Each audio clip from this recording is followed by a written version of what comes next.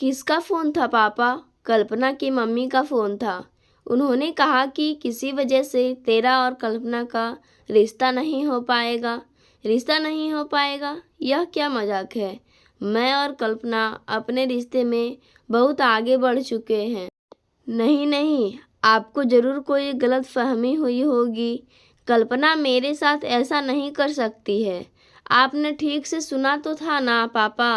अरे भाई, मैं गलत क्यों बोलने लगा?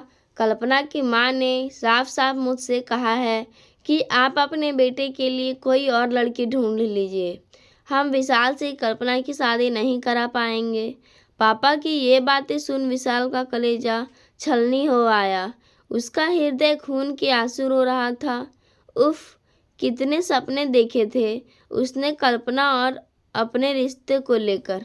कुछ नहीं बचा, एक ही झटके में सब खत्म हो गया। भरे हृदय के साथ लंबी सांस लेते हुए उसने यह सोचा। उसके हृदय में चल रहा भीषण झंझावात आंखों में आंसू बन उमड़ने घुमड़ने लगा। उसने अपना लैपटॉप खोल दिया कि शायद व्यस्तता उसके इस दर्द का इलाज बन जाए, लेकिन लैपटॉप की स्क्रीन पर चमक रहे शब्द भी उसकी आंखों में गिर आए। खारे समंदर में डूब गए। झट से उसने लैपटॉप बंद कर दिया और खुद पलंग पर ढह गया। कल्पना उसके कुंवारे मन आंगन में पहले प्यार की प्रथम मधुर अनुभूति बनकर उतरी थी। 30 साल के अपने जीवन में उसे याद नहीं कि किसी लड़की ने उसके हृदय के तारों को इतनी शिद्दत से हुआ हो। कल्पना उसके जीवन में मात्र 5-6 माह के लिए ही तो आई थी, लेकिन इन चंद महीनों की अवधि में ही उसके संपूर्ण वजूद पर वह अपना कब्जा कर बैठी थी। इस हद तक कि उसके भावुक संवेदनशील मन ने अपने भावी जीवन को कोरे कैनवास को तुरंत उसे साझा कर लिया। मन ही मन ने उसे अपने आगत जीवन के हर क्षण में शामिल कर लिया, लेकिन शायद होनी को यह मंजूर नहीं था। कल्पना के बारे में सोचते सोचते कब वह उसके साथ बिताए सुखद दिनों को भूल भुलैया में अटकने भटकने लगा। उसे तनिक भी एहसास नहीं हुआ। शुरू से वह एक बेहद पढ़ाकू किस्म का लड़का था, जिसकी जिंदगी किताबों से शुरू होती और किताबों पर ही खत्म। उसकी माँ लेखिका थी। उनकी कहानियाँ विभिन्न पत्र पत्रिकाओं में छपती रहती। पिता को भी पढ़ने लिखने का बेहद शौक था। वे एक सरकारी प्रतिष्ठान में वरिष्ठ वैज्ञानिक थे। घर में हर कदम पर किताबें दिखती। पुस्तक प्रेम उसे नैसर्गिक विरासत के रूप में मिला। यह शौक उम्र के बढ़ते बढ़ते परवान चढ़ता गया। किशोरावस्था की उम्र में कदम रखते रखते जब आम किशोर हार्मोन्स के प्रभाव में लड़कियों की ओर आकर्षित होते हैं, उन्हें उनसे बातें करना, चैट करना, दोस्ती करना पसंद आता है, तब वह किताबों की मदमाती दुनिया में डूबो रहता। बचपन से वह बेहद कुशल था, हर कक्षा में प्रथम आता और यह सिलसिला उसकी शिक्षा खत्म होने तक कायम रहा। पीएचडी पूरी करने के बाद 1 वर्ष उसने एक प्राइवेट कॉलेज में नौकरी की। तभी यूनिवर्सिटी में लेक्चर्स की भर्ती हुई। उसके विलक्षण अकादमिक रिकॉर्ड के चलते उसे वही लेक्चर के पद पर नियुक्ति मिल गई। नौकरी लगने के साथ साथ घर में उसके रिश्ते की बात चलने लगी। वह अपने माता पिता की इकलौती संतान था। सो माँ ने उसे उसकी ड्रीम गर्ल के बारे में पूछताछ की। जवाब में उसने जो कहा वह बेहद चौंकाने वाला था। माँ, मुझे कोई प्रोफेशनल लड़की नहीं चाहिए, बस सीधी साधी, अच्छी पढ़ी लिखी, समझदार, नॉन वर्किंग लड़की चाहिए, जिसका मानसिक स्तर मुझसे मिले, जो जिंदगी का एक एक लम्हा मेरे साथ शेयर कर सके, शाम को घर आऊँ तो उससे बात कर मेरी थकान दूर हो सके। माँ उस चाहत के अनुरूप उसके सपनों की शहजादी की तलाश में कमर कस कर जुट गई। शीघ्र ही किसी जान पहचान वाले के माध्यम से ऐसी लड़की भी मिल गई। उसका नाम था कल्पना। मनोविज्ञान में पोस्ट ग्रेजुएशन की हुई थी। संदली रंग और बेहद आकर्षक कंटीले नैन नक्श थे उसके। उसकी मोहक शख्सियत हर किसी को पहली नज़र में भा गई। उसके माता पिता दोनों शहर के बेहद नामी डॉक्टर थे। पूरी जिंदगी अपने काम के चलते बेहद व्यस्त रहे। इकलौती बेटी कल्पना पर भी पूरा ध्यान नहीं दे पाए। कल्पना नानी दादी और आयाओं के भरोसे पली बढ़ी। ताजिंदगी माता पिता के साथ के लिए तरसती रही। माँ को ताउम्र व्यस्त देखा तो खुद एक गृहिणी के तौर पर पति के साथ अपनी जिंदगी का एकाएक लम्हा भरपूर एंजॉय करना चाहती थी। विवाह योग उम्र होने पर उसके माता पिता उसकी इच्छा अनुसार ऐसे लड़की को तलाश कर रहे थे जो उनकी बेटी को अपना पूरा समय दे सके, कंपेनियनशिप दे सके। तभी उनकी समक्ष विशाल का प्रस्ताव आया। उसे एक ऊंचे शिक्षित पर घरेलू लड़की की ख्वाहिश थी। आजकल अधिकतर लड़के वर्किंग गर्ल को प्राथमिकता देने लगे थे। विशाल जैसे नॉन वर्किंग गर्ल की चाहत रखने वाले लड़कों की कमी थी। सो अपने और विशाल के माता पिता के आर्थिक स्तर में बहुत अंतर होने के बावजूद उन्होंने विशाल के साथ कल्पना के रिश्ते की बात छेड़ी थी। संयोगवश उन्हीं दिनों विशाल के माता पिता और दादी एक घनिष्ठ पारिवारिक मित्र की बेटी के विवाह में शामिल होने कल्पना के शहर पहुंचे। सो विशाल और उसके घर वाले एक बार कल्पना के घर भी हो आए। कल्पना विशाल और उसके परिवार को बेहद पसंद आई। कल्पना और उसके परिवार वालों को भी विशाल अच्छा लगा। दोनों के रिश्ते की बात आगे बढ़ी। विशाल और कल्पना फ़ोन पर बातचीत करने लगे। फिर कुछ दिन चैटिंग की। विशाल एक बेहद समझदार, मैच्योर और संवेदनशील लड़का था। कल्पना को बेहद पसंद आया। दोनों में घनिष्ठता बढ़ी। दोनों को एक दूसरे से बातें करना बेहद अच्छा लगता। फ़ोन पर रात को दोनों घंटों बतियाते। एक दूसरे को अपने अनुकूल पाकर दोनों कभी कभार वीकेंड पर मिलने भी लगे। एक दूसरे को विवाह से पहले अच्छी तरह जानने समझने के उद्देश्य से विशाल शुक्रवार की शाम फ्लाइट से उसी के शहर पहुंच जाता है। दोनों शहर के टूरिस्ट स्पॉट्स की सैर करते करते वीकेंड साथ साथ मनाने लगे। एक दूसरे को गिफ्ट्स का आदान प्रदान भी करने लगे। दिन बीतने के साथ दोनों के मन में एक दूसरे के लिए चाहत बढ़ने लगी थी। सो दोनों की तरफ से ग्रीन सिग्नल पाकर कल्पना के माता पिता विशाल का घर बार देखने व उनके रोक की तारीख तय करने विशाल के घर पहुंचे। विशाल का घर, रहन सहन, जीवन शैली देखकर मानो वे आसमान से गिरे। विशाल का घर जीवन स्तर उसके पिता की सरकारी नौकरी के अनुरूप था। कल्पना के रईस और अति संपन्न माता पिता अमीरी के बुमारते रहन सहन से कहीं बहुत कमरता था। उनके 2 बेडरूम के फ्लैट में ससुराल आने पर उनकी बेटी शादी के बाद कहाँ रहेंगी। वे दोनों इस सोच में पड़ गए। एक बेडरूम विशाल के माता पिता का था, दूसरा बेडरूम उसकी दादी का था। विशाल की दादी की घर भर में चलती। वे काफ़ी दबंग व्यक्तित्व की थी। बेटा बहू उनके बेहद मान देते थे। उनकी तुलना में विशाल की माँ का व्यक्तित्व उन्हें तनिक दबा हुआ प्रतीत हुआ। विशाल के घर सुबह से शाम तक पूरा दिन बिताकर उन्होंने पाया कि उनके घर में दादी की मर्जी के बिना पत्ता तक नहीं हिलता। उनकी सीमित आय वाले घर में उन्हें बात बात पर विशाल के माता पिता के मितव्ययी रवैये का परिचय मिला। अगले दिन कल्पना के माता पिता ने बेटी को सामने बैठा उससे विशाल के रिश्ते को लेकर अपने ख्यालात शेयर किए। कल्पना के पिता ने कल्पना से कहा, सबसे पहले तो तुम मुझे यह बताओ विशाल के बारे में तुम्हारी क्या राय है। पापा, वह एक सीधा साधा, बेहद सेंटिमेंटल और सुलझा हुआ लड़का लगा मुझे। यह निश्चित मानिए, वह कभी दुख नहीं देगा मुझे। मेरी हर बात मानता है, बेहद केयरिंग है। दादीगिरी, ईगो जैसे कोई निगेटिव बात मुझे उस नज़र में नहीं आई। मुझे यकीन है उसके साथ हंसी खुशी ज़िंदगी बीत जाएगी। सो मुझे इस रिश्ते से कोई आपत्ति नहीं है। तभी कल्पना की माँ बोल पड़ी, लेकिन मुझे ऐतराज़ है। यह क्या कह रही है मम्मा? हम दोनों अपने रिश्ते में बहुत आगे बढ़ चुके हैं। अब मैं इस रिश्ते से अपने कदम वापस नहीं खींच सकती। आखिर बात क्या है? आपने ही कहा था मुझे अपना लाइफ पार्टनर चुनने की पूरी आज़ादी होगी। फिर अब आप क्या कह रही हैं? कल्पना, मैं तुम्हारी माँ हूँ, तुम्हारा भला ही सोचूंगी।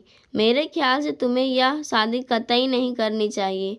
मॉम, सीधे साधे मुद्दे पर आएँ, पहेलियाँ ना बुझाएं। तो सुनो, एक तो उनका स्टेटस स्टैंडर्ड हमसे बहुत कमतर है।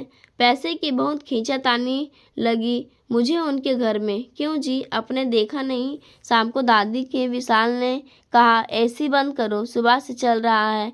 आज तो सुबह से मीटर भाग रहा होगा।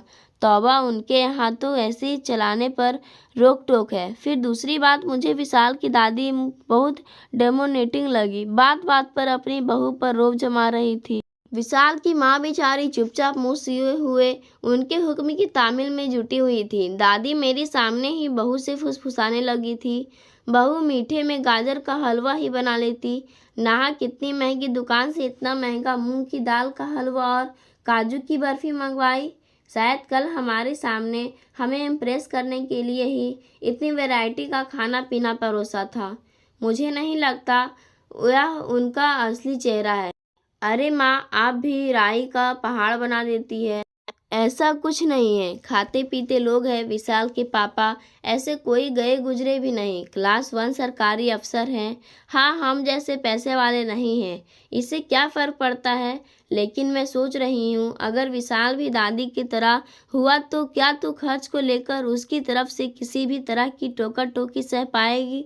खुद कमाएगी नहीं, खर्च के लिए विशाल का मुँह देखेगी। याद रख लड़की, बच्चे अपने बड़े बुजुर्गों से ही आदतें विरासत में पाते हैं। विशाल ने भी अगर तेरे खर्चे पर बंदिशें लगाई तो क्या करेगी, सोच जरा। अरे माँ, क्या फजूल की बातें कर रही हैं। क्यों लगाएगा वह मुझ पर इतनी बंदिशें, इतना बढ़िया पैकेज है उसका। फिर विशाल मुझे अपनी दादी के बारे में बताता रहता है, कहता है वे बहुत स्नेही हैं।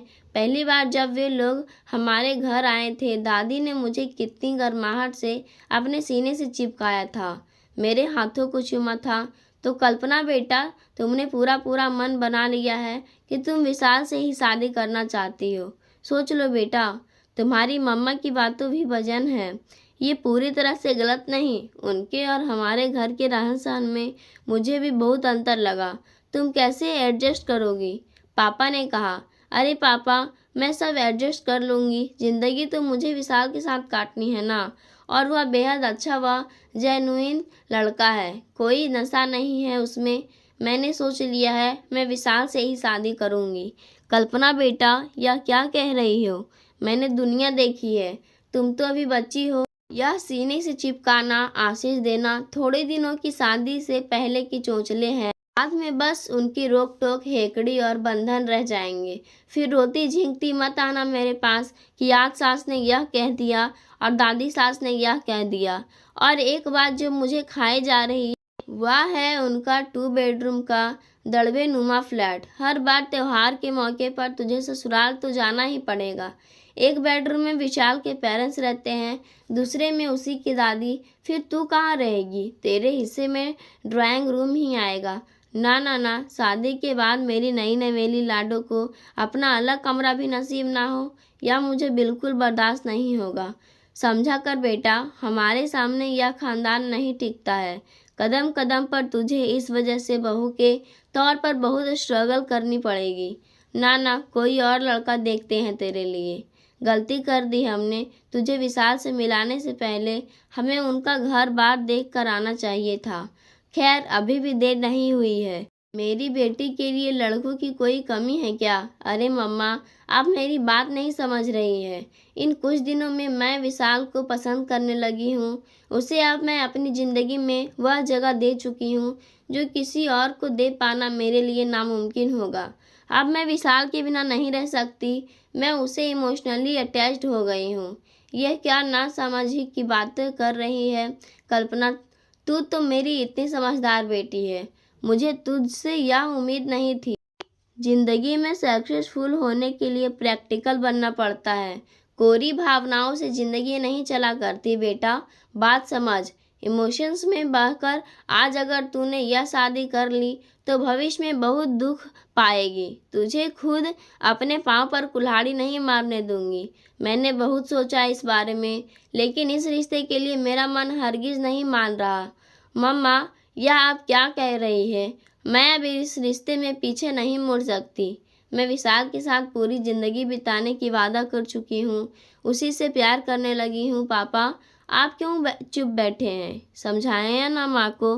फिर मैं पक्का डिसाइड कर चुकी हूँ कि मुझे विशाल से ही शादी करनी है। अरे भाई, क्यों जिद कर रही हो। जब यह कह रही है कि इसे विशाल से ही शादी करनी है तो क्यों बेताब अड़ंगा लगा रही हो। विशाल के साथ ज़िंदगी इसे बितानी है या तुम्हें। कल्पना के पिता ने कहा, आप तो चुप ही रहिए इस मामले में, आपको तो दुनियादारी की समझ ही नहीं। चले हैं बेटी की हिमायत करने में, अच्छी तरह से सोच चुकी हूँ, उस घर में शादी कर मेरी बेटी कोई सुख नहीं पाएगी। सास और दादी सास के रोज में 2 दिन में ही टेंसू बहाते आ जाएगी। जाइए, आपके ऑफिस का टाइम हो गया, मुझे हैंडल कर लेने दीजिए यह मसला।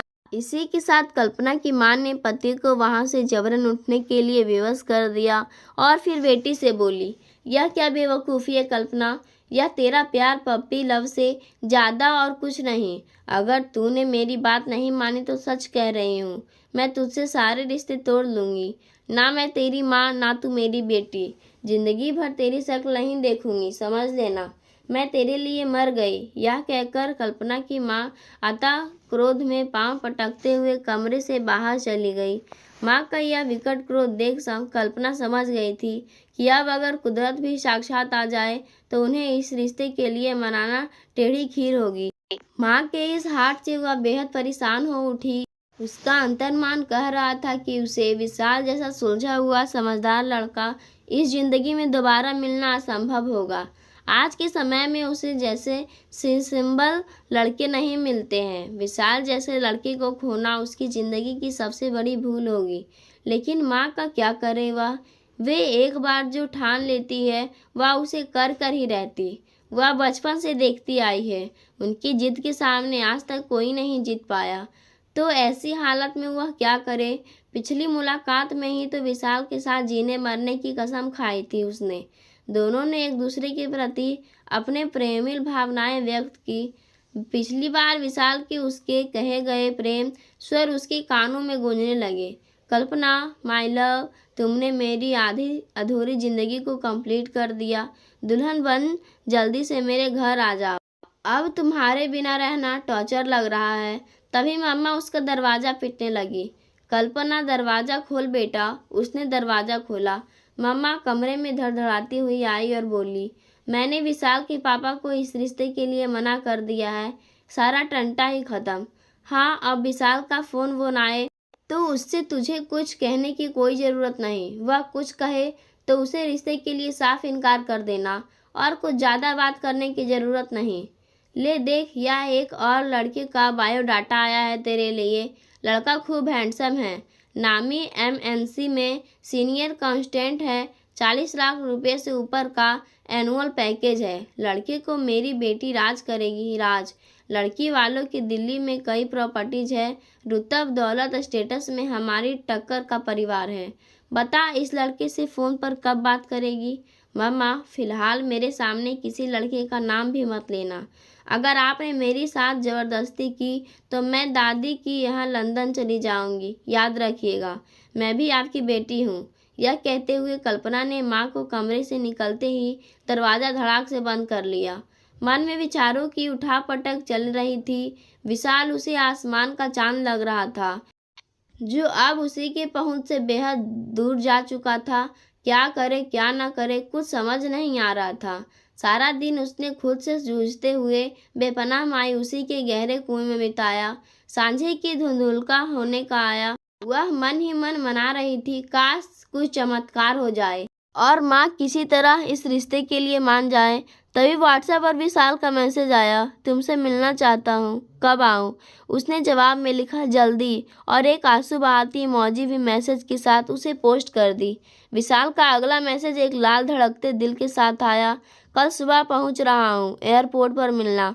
कल्पना की वह रात आंखों ही आंखों में कटी। अगली सुबह वह माँ को एक बहाना बना एयरपोर्ट के लिए रवाना हो गई। क्यों पीढ़ी की तीर से बंधे दोनों प्रेमी एक दूसरे को देख खुद पर काबू न रख पाए और दोनों की आंखों से आंसू बहने लगे। कुछ ही क्षणों में दोनों संजय हो गए और कल्पना ने उन दोनों के रिश्ते को लेकर माँ के ऑब्जेक्शंस को विस्तार से विशाल को बताया। विशाल और कल्पना दोनों ने इस मुद्दे को लेकर तसल्ली से विचार किया और इस निष्कर्ष पर पहुंचे कि अब जो कुछ करना है उन दोनों को ही करना होगा।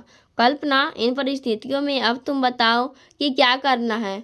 तुम्हारी माँ हमारी शादी के खिलाफ मोर्चाबंदी करके बैठी है।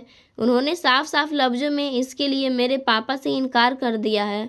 तो इस स्थिति में अब मैं किस मुंह से उनसे अपनी शादी के लिए कहूँ? विशाल ने कहा। हाँ, यह तो तुम सही कह रहे हो। चलो मैं अपने पापा से इस बारे में बात करती हूँ, फिर मैं तुम्हें बताती हूँ। ठीक है, ओके, चलता हूँ बस। यह याद रखना, मैं तुम्हें बहुत चाहता हूँ, शायद खुद से भी ज़्यादा। अब तुम्हारे बिना मेरी कोई वजूद नहीं है। कल्पना ने अपनी आंसू भरे आंखों से विशाल की तरफ देखा और फुसफुसाई, happy and safe journey my love, take care. Kalpana airport से सीधे अपने पापा के ऑफिस जा पहुंची और उसने उन्हें वस्तु स्थिति से अवगत कराया। उसकी बातें सुन पापा ने कहा, अगर तुम और विशाल इस विषय में निर्णय ले चुकी हो तो मैं तुम दोनों के साथ हूँ। मैं कल ही विशाल के घर जाकर तुम्हारी माँ के इनकार के लिए उनसे माफ़ी मांगता हूँ और तुम दोनों की शादी के बाद पक्की कर देता हूँ। उसके बाद ही मैं तुम्हारी माँ को अपने ढंग से समझा लूँगा। निश्चित रहो कल्पना, इस बार तुम्हारी माँ को तुम्हारी बात माननी ही पड़ेगी। कल्पना के पिता कल्पना से किए वादे को पूरा किया। विशाल के घर जाकर उन्होंने अपनी पत्नी के इनकार के लिए उनसे हाथ जोड़कर बच्चों की खुशी का हवाला देते हुए काफ़ी मिन्नतें कर माफ़ी मांगी और उन दोनों की शादी पक्की करने लगी। मिन्नतें की इस बार विशाल के पिता ने उनसे कहा, भाई साहब, विशाल के ही मुंह से सुना कि आप लोगों को हमारे इस 2 बेडरूम के फ्लैट को लेकर कुछ उलझन है कि शादी के बाद आपकी बेटी इसमें कहाँ रहेंगी।